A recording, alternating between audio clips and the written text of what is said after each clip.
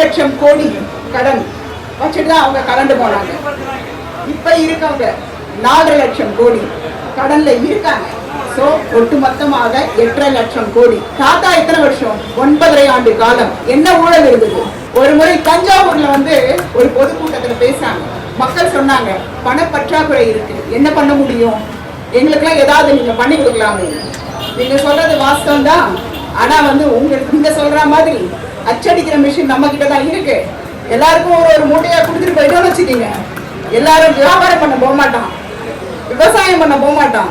நாளைக்கு பசிக்குதுன்னா நீ பேப்பரையா திம்ப, என்ன பண்ணுவேன்னு சொல்லி ஒரு படிக்காத மேதை அப்ப சொன்னது, உழைப்பு மட்டும்தான் உன்னை உயர்த்தும் என்று சொல்லி காட்டிய அந்த ஒரு மேதைக்கு இத்தனை ஆண்டு காலம் கழித்து ஒரு அவப்பெயர் தேவையா?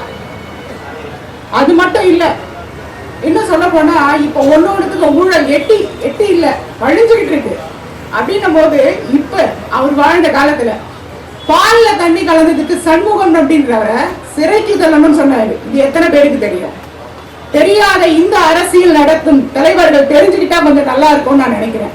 பாலுக்கு 1 மாத சிறை தண்டனை, அப்படி இல்ல அப்படின்னா 20 ரூபாய் நீ பணம் கட்டிட்டு போ அப்படின்னு சொன்னவர் தான். இதுக்கு விதி விதைச்சதும் பெருந்தலைவர் காமராஜர். சோ இந்த மாதிரி சொல்லணும்னா எத்தனை வேணாலும் சொல்லலாம். அவர் இருக்கும் போது எத்தனை அணைகள், அத்தனை அணைகள் 8ல இருந்து 14 அணைகள் சொல்றாங்க. ஆனா அவர் இருக்கும் காலகட்டத்திலே பாத்தீங்கன்னா 10 அணைகள் கட்டி முடிக்கப்பட்டது. இது எவ்வளவு பெரிய விஷயம். இன்ன வரைக்கும் அது எப்படி இருக்கு, உறுதியாகவும் இன்னும் விவசாயிகளுக்கு பயனளிக்கிறதாகவும் இந்த மாதிரி எத்தனையோ விஷயங்கள் சொல்லலாம். இதெல்லாம் நம்ம பார்த்து தெரிஞ்சு எல்லாமே இருக்கும். இதை தாண்டி வீட்டுக்குள்ள சொல்லணும்ல, பாட்டி வருவாங்க, வந்த அடுத்த செகண்ட் டிக்கெட் இருக்கும், கிளம்பி போங்க, இங்கெல்லாம் இருக்கக்கூடாது.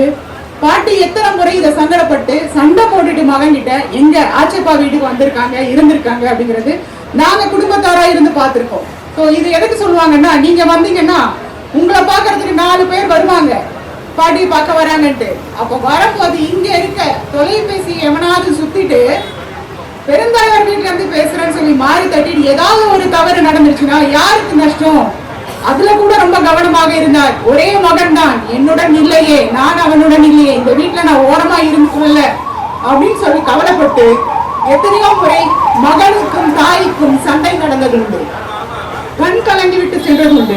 இப்படி எல்லாம் எல்லாரையும் ஒதுக்கி வச்சு இந்த நாட்டுக்காகவும் நாட்டு மக்களுக்காகவும் வாழ்ந்த ஒரு உன்னத மனிதனுக்கு இந்த ஒரு அவசொல் தேவையா? நம்ம என்ன பண்ண போறோம்? இதே மாதிரி ஆர்ப்பாட்டமே பண்ணிட்டு இருக்க போறோமா? சொன்னாங்க அழகா, மகாஜன சங்கம் நம்ம நாடாங்கெல்லாம் சும்மா இல்ல, நம்ம என்னன்றதை காமிக்கிறோம்.